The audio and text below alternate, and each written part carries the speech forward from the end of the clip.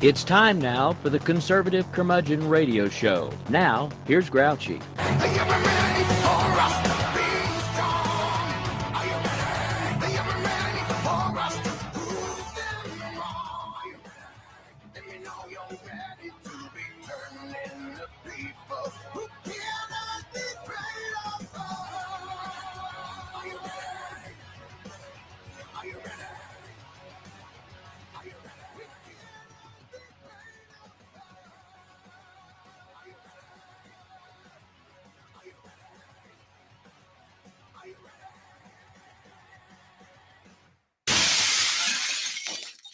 Good evening and welcome in, everybody.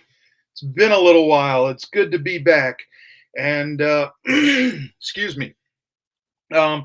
Rick, I don't know if everything sounded normal on your end, but the intro music faded almost to the point where I couldn't hear it. And then the glass shattering was plenty loud. Yeah, I was playing with a setting just to test something. So there you go. So Rick was playing on his end by himself, and not with, by. He's going to mute me here in a minute. But anyway, good to be back. Let's see. Tonight is an alternate Wednesday compared to an alternate Wednesday of last week. So that means after me, there is a FUBAR. Damn, that's good. Good to see Foo and Orty back in the saddle, separate saddles, not the same saddles. They don't do that ever since the whole donkey farm thing. But and it's glorious, and you're going to want to be here for it. And I have no damn clue what's coming after. Hey, where are the white women at? Yeah, exactly. I mean, bring them out. Let's. We want the redhead. there will be nothing after FUBAR this evening. There was supposed to be Rick and Orty, but he has to work at 4 a.m. and everybody that usually fills in for him is on vacation right now. So okay, so he's actually going to give deference to his paying job and not his hoarding job. Right? You're supposed to play hooky, sir. Come on now. I mean, I would like to play hooky. I wish there was a way that we could move like in the summertime. If I could be like on Thursday night, that would be a whole lot better. But that sucks. So, I mean, I hate to do that for 9 weeks and then change back. So, Yeah, there's somebody parked right in the middle of the spot you'd want to use anyway. Well, it doesn't really matter. They can move. It's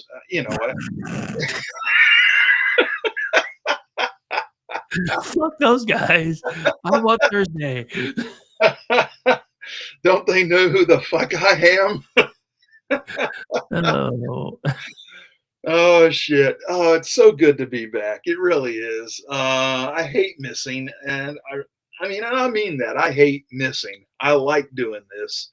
And my work schedule over the summer is the most unconducive bullshit.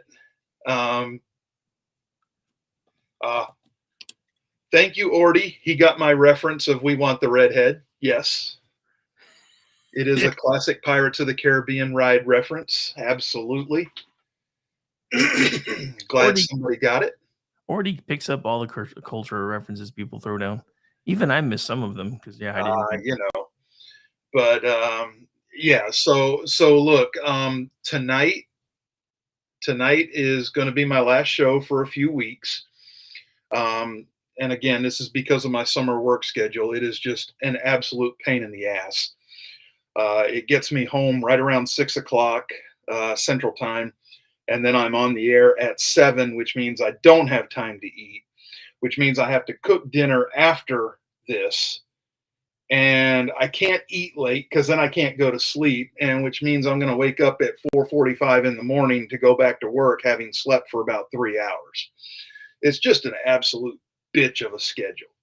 And I have so many summer projects going on this year that there is no way around it.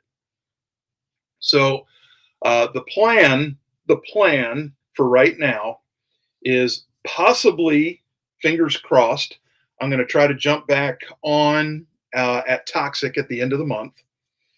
And then I'm going to do either the July 3rd show, which I think might be rough with all the travel stuff that happens around the 4th. And I was thinking if not the 3rd, then the following Wednesday, I guess the 10th, I would be back, and then bounce from there to Toxic at the end of July. And then when August hits, all will be well again. Slacker. Yes, it is 9 weeks of pure hell. And if I can squeeze 3 shows in over 9 weeks, I'll be doing really good. People will hate me by the end of it, but I will figure out a way to keep your seat warm while you're gone. I do appreciate that. And direct the hate to me. And if they want to discuss it with me, I'm more than happy to tell them to fuck off. So I couldn't possibly care less about anybody else's feelings. I've been doing this for a long time. And if they don't like the way I do it, then they can piss off. How's that? Anyway. I mean, I'm okay with it. You know me. You've always worked with me on this. You understand what it is and what I got to do. So, well, I mean, it's like I tell everybody else, you guys all do this as a hobby. I'm the one trying to make a business out of it. So, oh, there you go. There you go. And, I've been here since almost day one. You've been here since day one. But who was next? I was going to say the original crew was actually me, Dave, Steve Long, and Denny C. And then you came in because that was 2011. And then you and I were talking on Facebook, I think late 2011, early 2012. And then you jumped over to Twitter and I resisted because I couldn't figure it out. And then we went from having like 10,000 post engagements every time we posted anything to having none. So I was like, fuck it. Exactly. I'll see what this Twitter thing's about. And then I think I set up my account. I think it was 2015. I think I'm headed towards it'll be 10 years next November. But a lot of people don't know this, but I originally started my Twitter life as a penguin avatar with a yellow flag. Yes, you did, Wobbles. Yep, you remember. Yeah, I do. A lot of people don't. But yeah, that's one of the things when everybody's like, I don't know how to do any of this, and I don't know how you, and I'm just like, dude, I didn't know how to do it when I started either. And look at that's it. You just go. You just and that's the thing. And I don't mean to turn this show into that show, but it's fine. If there's something that you want to do, just start doing it. Yeah. Because you're gonna learn along the way anyway. It doesn't matter which hand you use. Just just spit on it. I mean, wow, crickets. That's rough. That's rough. I'm just serious. And that's because it's the same thing that I run into with everybody. Like anytime I start trying to onboard a new show, or even if it's something else that I'm working on, they're like, I don't want to do it until it's perfect. I'm like, if you wait until it's perfect, it's never going to work. Exactly. Because you're never going to get started.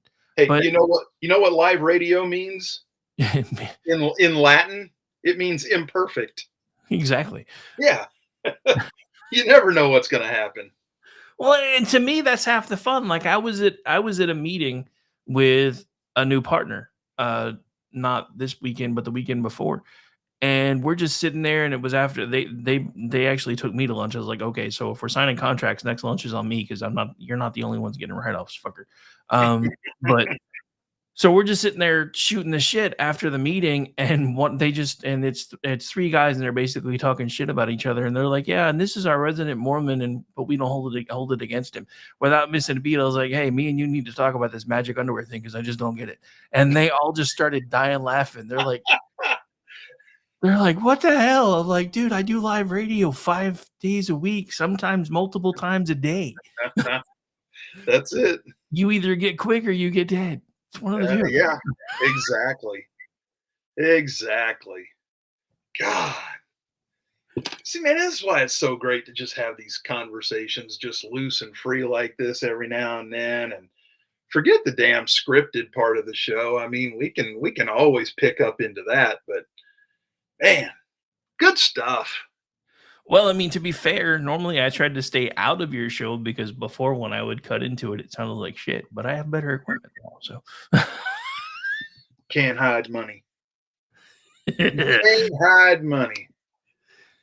But yeah, I will say after getting used to some of this stuff, I really wish I had pulled the trigger on this stuff at least 6 years ago, because I have no idea how much further along I would be, because it got to the point where I would go back and listen to the shows that I was putting out, and I'm like, I'm not promoting that. It sounds like shit. And it wasn't because the content was bad or anything. It just literally sounded like it was coming in through a transistor radio, and I was like, no, Yeah, not yeah. doing it, I mean, that's fair. not doing it. We've had some rough spots along the way as far as equipment failure and Failures to launch and all of the above. we've seen a lot of shit over, God, what's it been, 10 years now? Yeah, you're headed towards 10. Yeah. And Actually, hang on. Well, it won't. I don't think it'll. It might, because I think this account's been. No, because I don't think it let me change the name. I was gonna look because it will usually tell me when the first show under that name started, but I think we're coming up on 10 years, if not a little bit past it. I thought we might be past it already. I should be able to find out because Good Pods actually keeps track of whenever the first show under that name dropped. So hang on a second. All right. Well, while you're doing that, we'll talk a little bit about this interview that Biden was doing Oh, good God. with Time Magazine.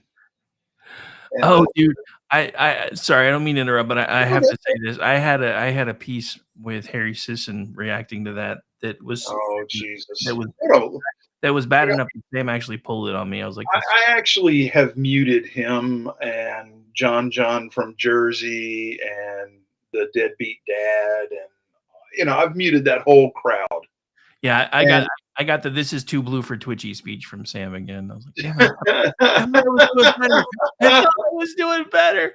I thought I was doing better. Like, you can always try to rewrite it. And I'm like, nah, I've already done 10 in like 3 days. I think pulling one. Yeah, I think Harry every time that Harry sees Joe on TV, he tries to skin his rabbit, if you know what I mean.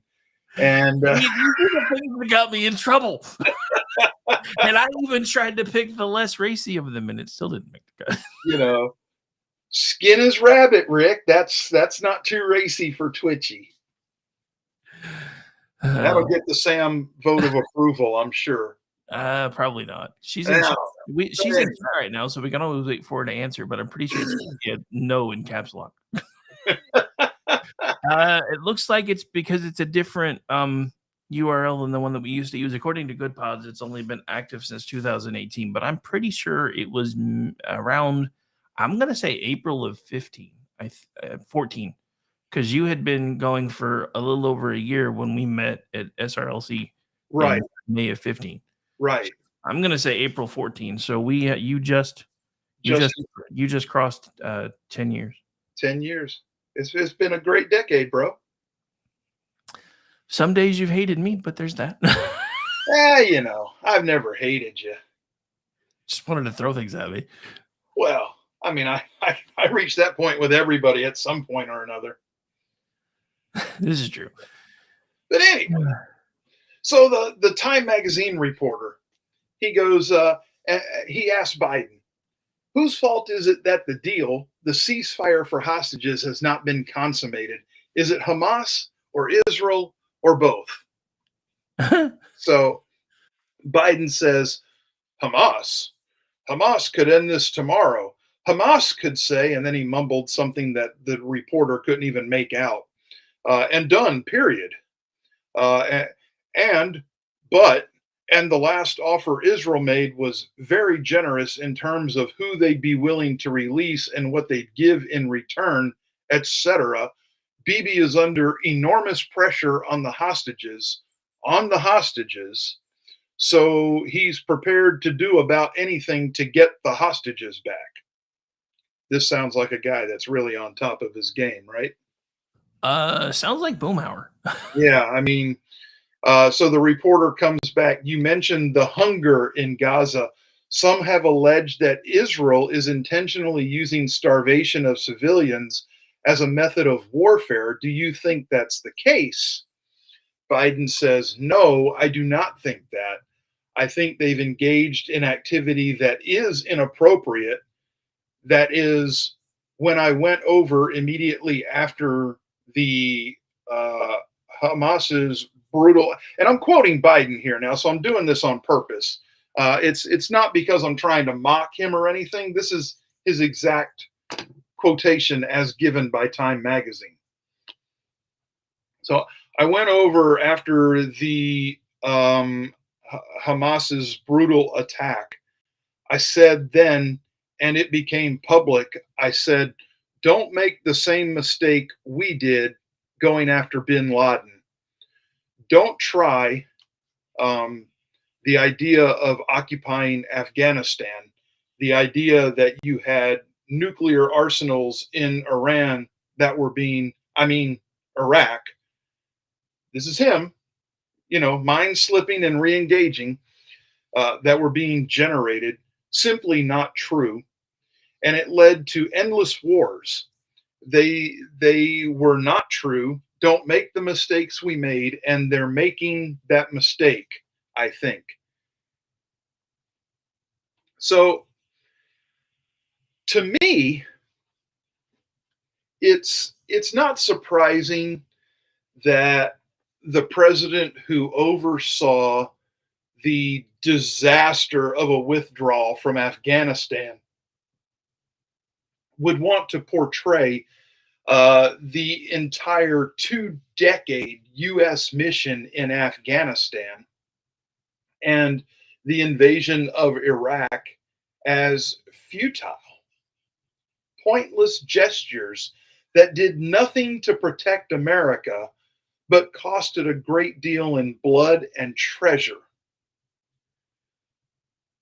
It's really remarkable to hear the President of the United States describing the U.S. fighting the war on terror as a mistake.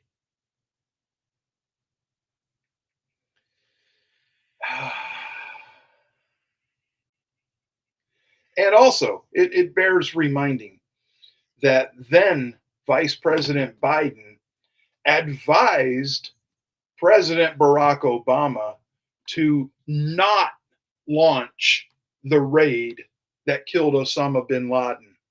He was against it. His instincts are dovish, and largely because of his age, shaped by Vietnam.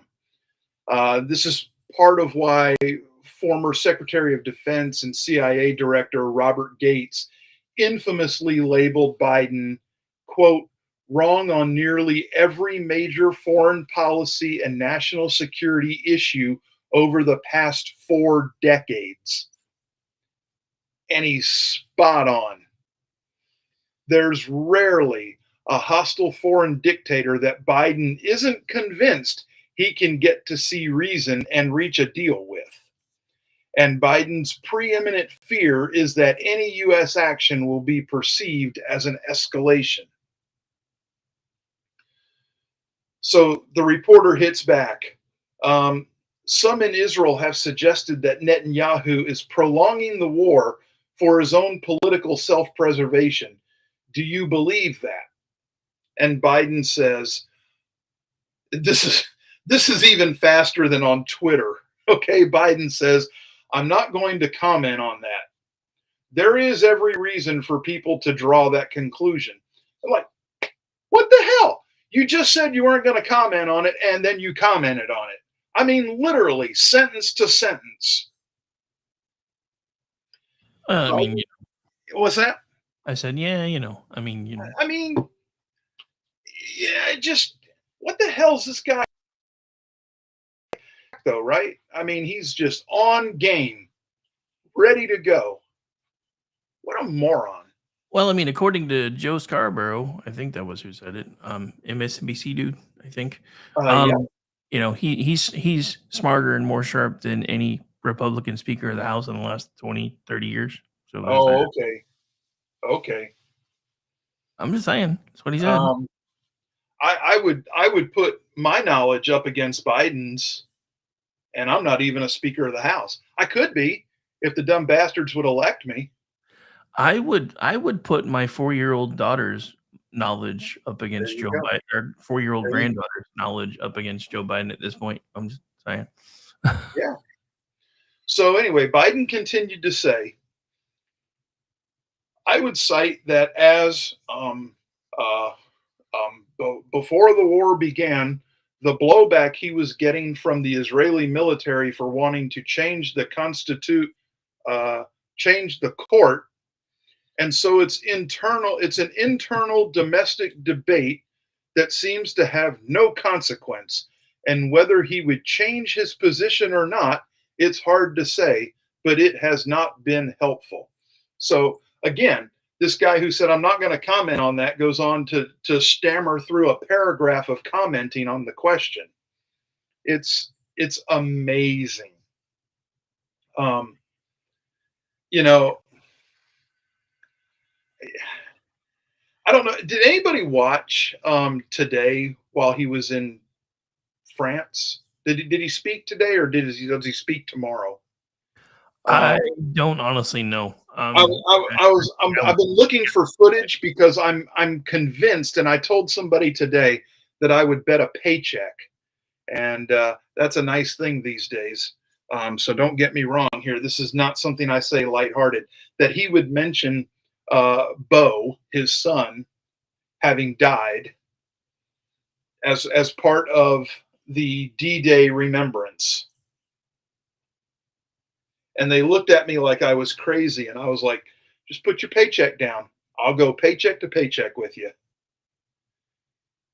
And he thought about it for a minute, and he said, I'll pass. Dun, dun, dun. Because I guarantee you he will work the death of his son into that speech. Oh, somebody's already made a joke about it. It doesn't surprise me. I saw it on X. My son Bo died D-Day in Normandy. There you go. I mean, it's exactly what you expect. Anyway. Crap. Hey, we're bottom of the hour. I think we need to take a break. Stretch your legs, refill your drinks, whatever you got to do, unnumb your ass.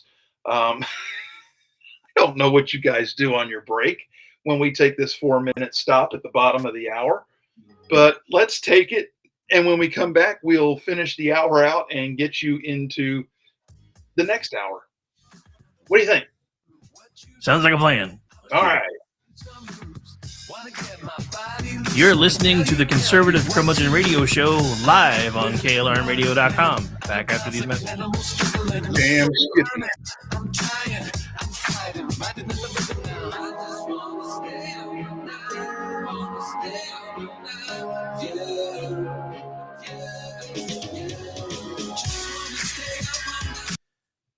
All right, we are muted to the stream. We are not muted to the feed, so they can hear us. Oh, okay. Well, that's fine. Oh, I know. I just always warn everybody. Just let them hear. Let them hear. And I mean, it's not like we discuss anything bad during the break, usually. Yeah. Well, except for that one mom behind Circle K. And that second-rate show called Fubar. No, I'm kidding.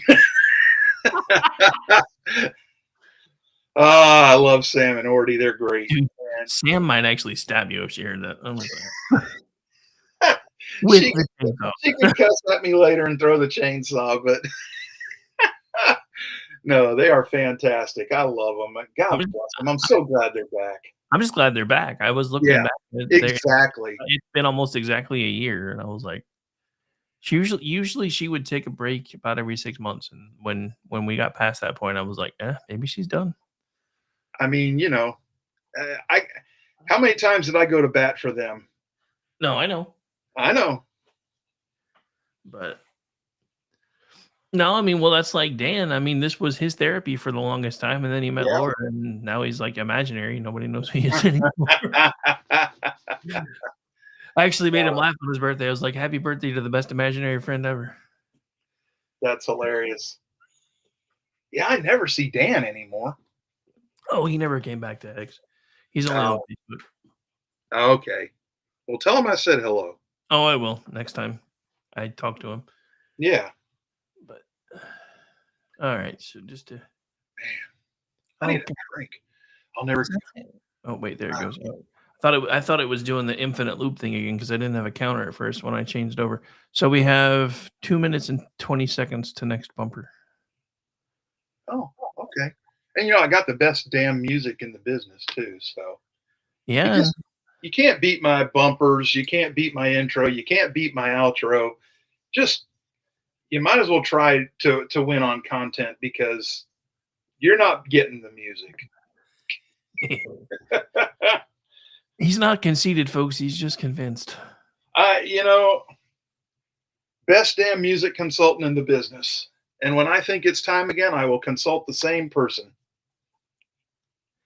Yeah, I just realized I haven't re-imaged since like 2014, I don't think. So I think I'm reworking some stuff now.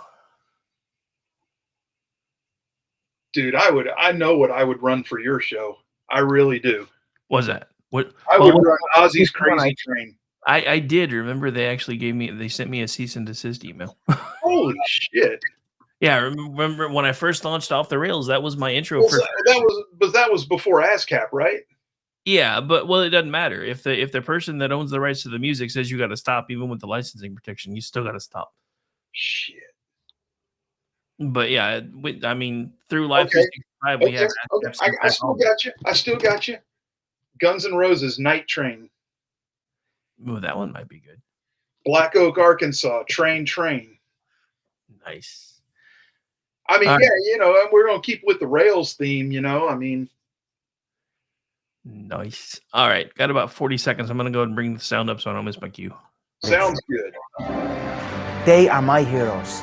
They need our help today. I'd like to ask you to join me in donating $11 a month to support their efforts. Your $11 a month honors and supports our first responders. Please call now at 1-844-BRAVEST or visit tunneltotowers.org.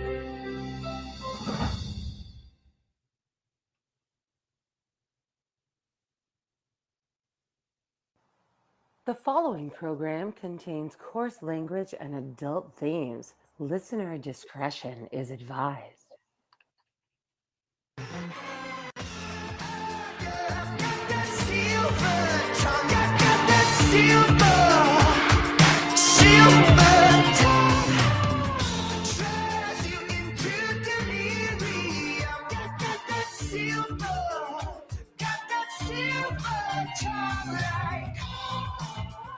All right, welcome back. Top of the hour is coming at you in 24 minutes, and that will be FUBAR time. Love me some Sam and Orty, and if I wasn't going to be stuffing my face so I can crawl into bed, I would be listening, but I will be tuned into them first thing in the morning as I drive to my first job site of the day.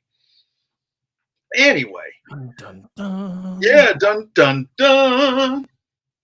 You can tear open my shirt and show you the S on my chest. It might be an H tonight though for heartburn. We'll see. I thought I was under the I was told on good authority there's a G on your chest, sir. Well, there's a spot for that.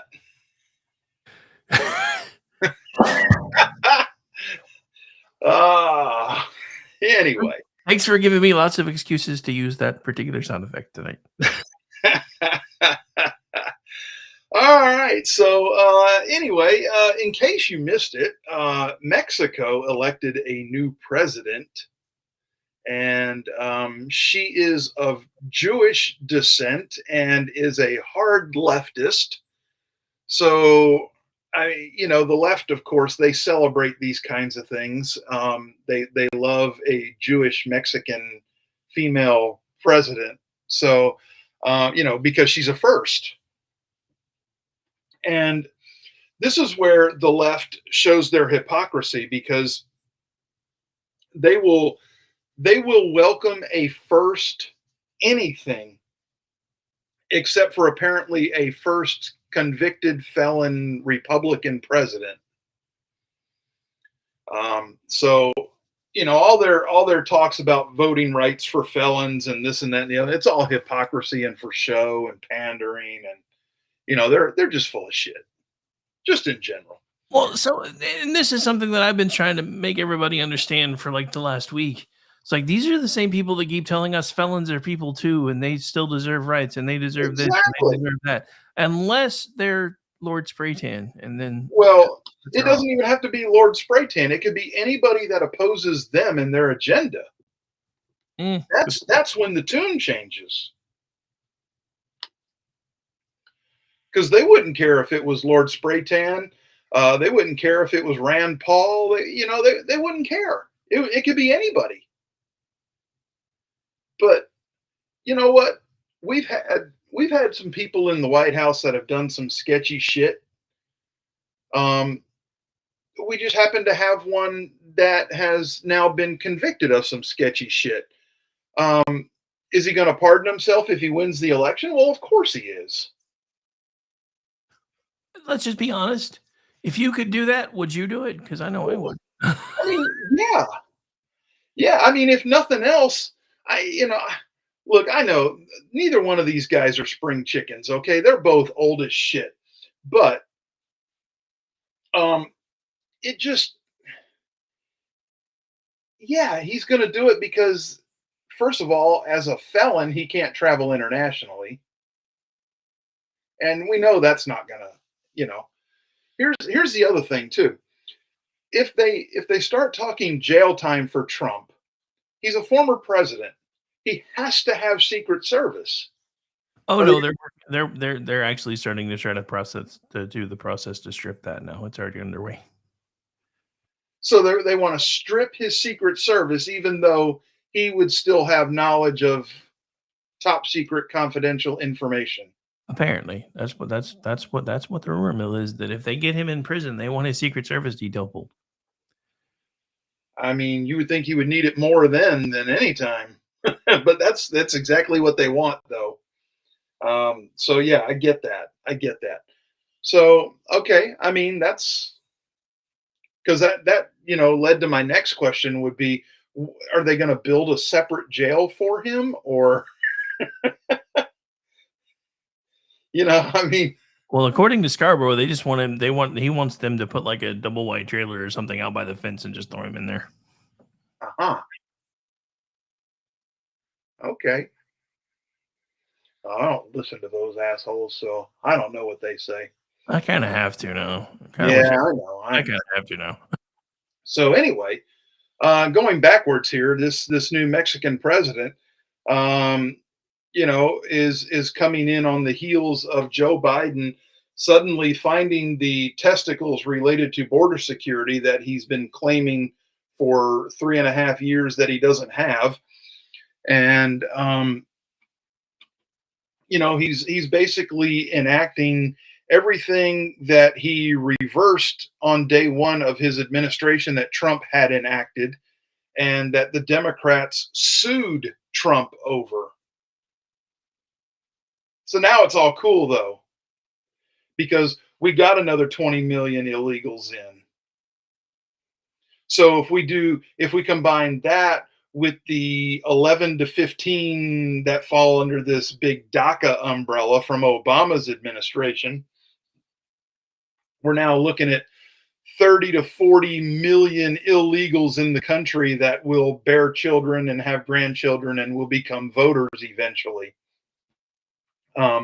And we know what they're planning for with that, but it just, it's disgusting to think that that's their long game plan.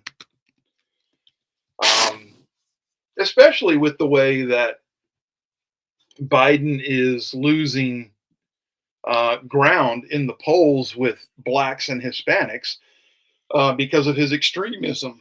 Excuse me. You know, they don't, neither of those demographics like the idea of men competing in women's sports and all that kind of bullshit like that Biden is all about. And you know, especially the Hispanics, they're not big on abortion at all. You know, and I know there are plenty that still use it, but by and large, the Hispanic community is not big on abortion and literally not big on abortion on demand. So yeah, it's the extreme, you know, points of his administration that's causing him to lose ground with these demographics. And I'm gonna tell you something. The numbers I saw the other day, they had Trump polling at 24% with Black Americans. If Trump pulls 24% of the Black vote in November, Biden is through. Did you hear that one of the original founders of the Black Panther Party endorsed him? Yes, yes, I did. I And, I, and I was kind of shocked by that. Not once I read everything that he said, but right, I was right, like, yeah. I mean, and that's going to resonate with a specific demographic within that demographic. And you know, that's going to be that whole Vietnam era of voter. That's where that's going to resonate. And you know, he's absolutely just wrecking all polling data right now. And it's amazing. I'm telling you, if he pulls 24% in the general in November, it's over. There's no way in hell Biden overcomes that. no, I mean, So I agree. The only thing, and this has been my only concern the entire time, is as of today, we are exactly 5 months from election day.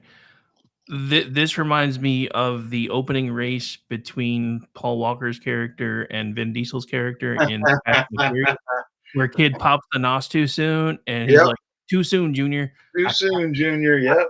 I kind of feel like that's where we are because everybody's already taken the victory lap and looking at the numbers and going, "There's Oh, no way," and blah blah oh, blah. hey, look.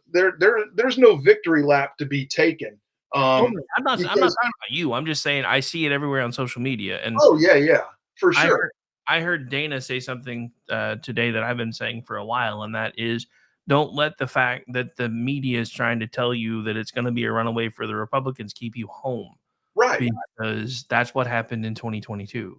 Oh yeah, you got to go vote no matter what. You got to go vote. And sadly, the only loser in this election is we the people. I mean, really. It's been that way for a while, though, if we're being honest. It has, and it's sad. It's sad when it devolves to that point, to where, you know, decent people don't want anything to do with it because it's such a shit show. You know, I don't. That's politics in general for you. It's matriculated from the national level down to the state level, and you're even starting to see it down to your local levels in the county elections. And I mean, I've got a guy here that's mayor, and the former mayor before him is so embittered that he wants to be mayor again that he actually has his own little, you know, mudslinging campaign for mayor of a small coastal Alabama town that nets you probably $40,000 a year in salary. Hey, don't judge the guy who's trying to be the next boss hog, bro. I'm just saying, man. It's just, you know, neither one of them need the money. They're both set for life. The current mayor is an attorney, and he's quite good, and his wife is worth 10 times more than he is from her family money. And the other guy he's got his fingers into about 8-10 different businesses that all do just fine around here. So neither one is hurting. And all I can think of is, all you want to do is stand up on a tub and say, "Look at me." Well, I mean, that's what politics has turned into. And that's why decent people want nothing to do with it. Because they just don't want to be dragged through the damn mud over and over, have their family's history brought up, even though they have no control over it. And it never ends. It never ends. And if it's getting down to small town Alabama mayors, it might as well be the damn dog catcher. But anyway, going backwards here. We're going further and further backwards. So it remains to be seen what this new Mexican president will do for migrants trying to cross Mexico, because they cross into Mexico illegally too. So it just remains to be seen whether she's going to be of any use in trying to help neutralize what's been the immigration policy, for lack of a better word, for the last several years, which is basically just keep the herd moving. And I don't know. I guess we'll just wait and see. Like I said, Biden's now talking about giving Customs and Border Patrol the authority to turn people back on the spot, which Pretty sure they're supposed to have that already. Well, I just read that he was granting that to them, so it could be that that's done already. You got to forget. Isn't that their job description? Well, I mean, when you get told that your job is to basically facilitate them entering safely, and then you get told you can start turning them back, obviously there's some questions, I mean, I have lots of questions. But Yeah, exactly. So, and you got, of course, Biden is using the conviction of Trump to pound him over the head with it. And Trump is turning around and now pointing out that Biden is enacting all of his policies that he reversed on day one of his administration. And it's just a huge, huge shit show. And of course, of all the people with all the audacity to step up and say something stupid, Senate Majority Leader Chuck Schumer said legislation on immigration would have been more effective, but Republican intransigence has forced the president's hand. Hey, Chuck, fuck you. I mean, really, just fuck you. I mean, do we have to? Can we send in a pinch hitter or something? Well, we can let Menendez do it. How about that? They like each other. and Menendez likes to swing. I guess Chuck's too old for him though, because Menendez Menendez was not on the on the Epstein client list, but he has his own friend with a private island down in the Caribbean that takes care of things like that. Menendez is, he's just as filthy a pig as the rest of them that are on that list. I mean, some people eventually decide their age restrictions don't matter as much. I mean, just saying. I have a tree chipper for them. Not that far. Oh, okay. Bit of an inside joke. I think. Well, yeah, we need. Oh, I mean, I kind of got where you were going, but I just wanted to make sure we delineated. Yeah. No need for the wood chipper to go butter this time. Okay, we're all good there. So that's and now we got the former White House doctor saying that Biden's mental issues are more pressing and are causing a concern for national security. Pelosi says that who was it? The Journal did a meeting with both Republicans and Democrats talking about Biden and his mental state, and and Pelosi says, well, they took the time and they spent all that time with us and our firsthand experiences where where we see his wisdom and experience and strength and strategic thinking, and they ignored all of that and turned it into a hit piece for the Republicans. When have you ever known the Journal to do that? Never. Yeah, exactly. So anyway, hey, look, it's getting close. It's getting close. Are we ready? I think That's what she said. yeah, we are ready for G's guaranteed happy ending. And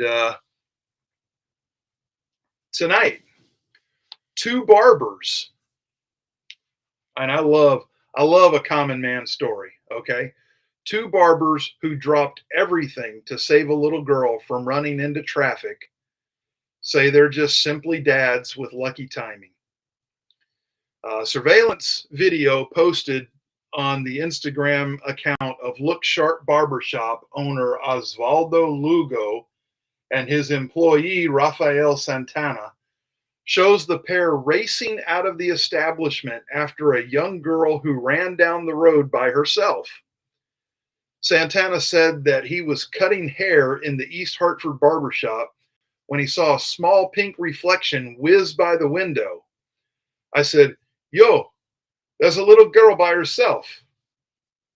At the shop, we joke around all day to make the hours go by, so I'm glad my coworkers believe me. Santana is a father of 4 with another baby on the way. Said he's always vigilant, especially in public. He says, "I always have to keep an eye on my kids." He and Lugo ran out the door, chased the little girl who was heading toward a busy intersection. As Lugo's Instagram video shows, Lugo caught up with her at the crosswalk. And Lugo himself, a father of 3, said that while running, he kept thinking to himself, "You better get to her on time." As the shop and building owner, he said, "I have a responsibility to this corner of the street. When I grabbed her, she was yelling for her mom. I looked around and saw her mom at the bus stop around the corner." Lugo walked the little girl back to her mother, who Lugo says seemed confused and shocked, but grateful. And then with their clients waiting, the men returned to the barbershop. East Hartford Mayor Connor Martin awarded Santana and Lugo with hero certificates, and the local PD publicly commended them, not condemned them, Seymour, you idiot. God. Heroic barbers to the rescue on the headline of the paper. Give a massive shout out to these dudes, solid dudes, loving the kids in their community. Osvaldo Lugo and Rafael Santana of Look Sharp Barbershop. You can find them on Facebook and on Instagram. So that's it. That's the show. If you like it, tell your friends. If your friends like it, you need new ones. But they and you are welcome here with me on Wednesday nights. And I'll be back. Don't worry. I'll be back right here on KLRN Radio. I'm your host, The Grouch.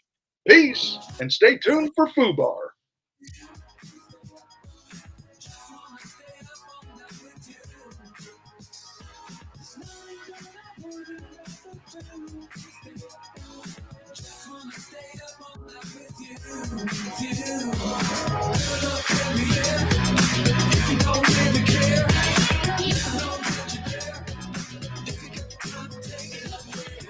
I hate this place. Nothing works here. The medications don't work. I've been here for 7 years. Here's to us, here's to love, all the times that we messed up. Here's to you, feel the grass, 'cause the last few nights have kicked my ass. And thank you for your help. Tell them go fuck themselves. 'Cause here's to us, here's to us, here's to us.